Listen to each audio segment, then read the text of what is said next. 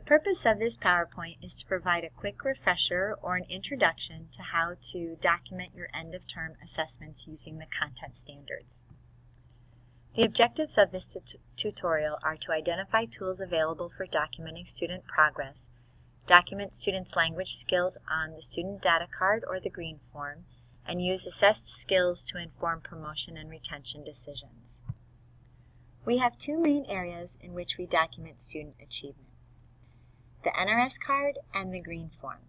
The NRS card is a state form on which we document the classes the student has taken as well as their progress in reading per the CASAS test scores. The state only requires that we report one skill area, so logistically the CASAS is the only test that we can administer easily, so that is the score that we report to the state.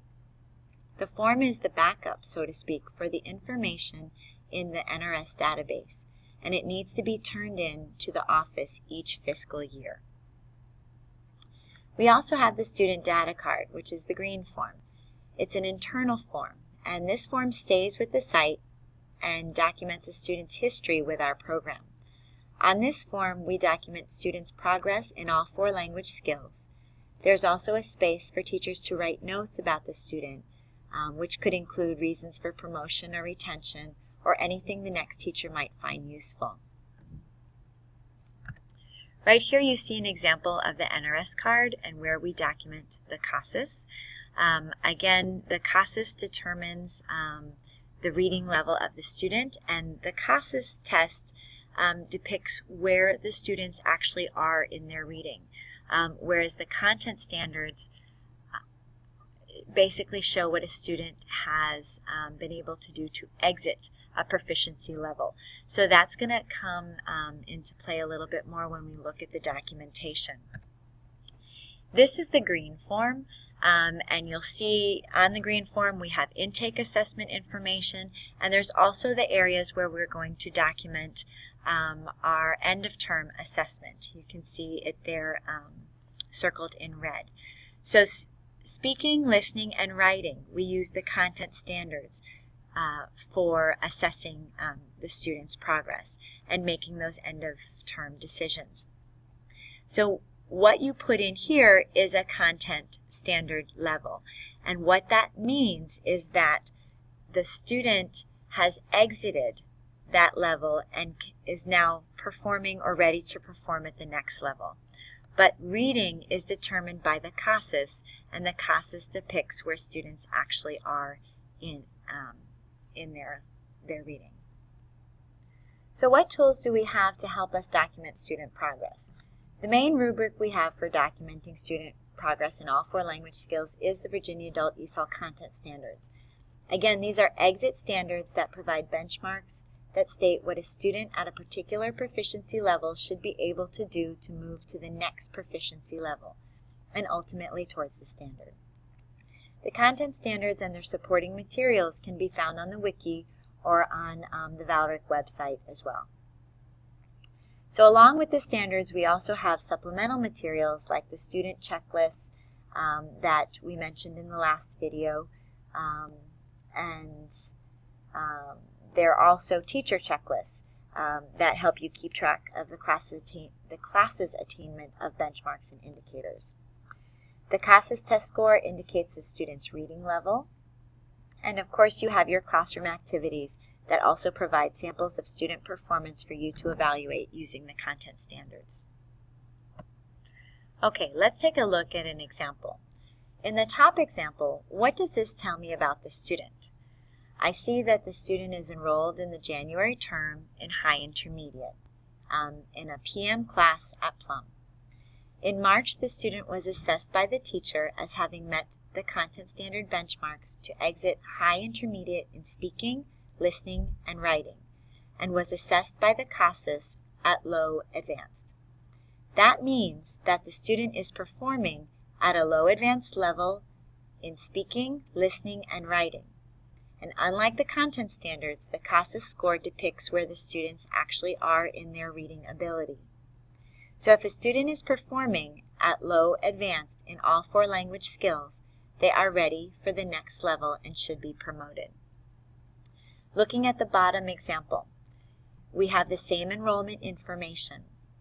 In March, the student was assessed by the teacher as having met the content standard benchmarks to exit low intermediate in speaking and writing. That means that the student is still performing at a high intermediate level. In listening, the student was assessed as having met the benchmarks to exit high intermediate and is now performing at a low advanced level. The student scored at a low advanced level on the CASAS. So, based on these assessments, the student should still be retained in high intermediate. Okay, let's take a look at the top or the orange example. Okay, looking at the assessments here, I see that at speaking and listening, the student was assessed by the teacher as having met the benchmarks to exit low beginning in speaking and listening. In reading, the student was assessed by the CASAS as being at the low beginning level. In writing, the student was assessed by the teacher as having met the benchmarks to exit the literacy level. So that means that they are ready to perform at the low beginning level. Whereas in speaking and listening, they have exited low beginning and are ready to perform at high beginning. So in speaking and listening, the student is ready to perform at high beginning. Their reading is low beginning, and their writing, they are ready to perform a low beginning. What do you think the next level for that student should be?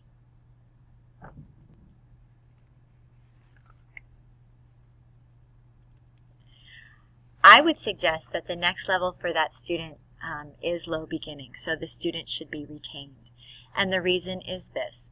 Even though the student is performing at a high beginning level in speaking and listening, their reading and writing are still at low beginning.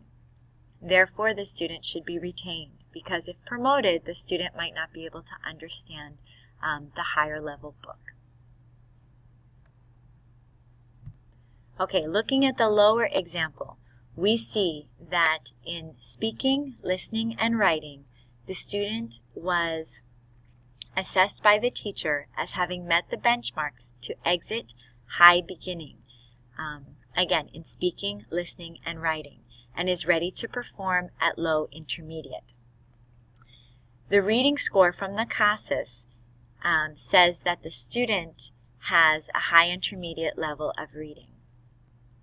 So we see here that speaking, listening, and writing, the student is ready to perform at low intermediate, and their reading is higher. They are performing at high intermediate. Now let's look over here. The level that the class the student is currently in is a low intermediate class. So do you think the student should be promoted to high intermediate or retained at low intermediate? Correct. The student should be retained.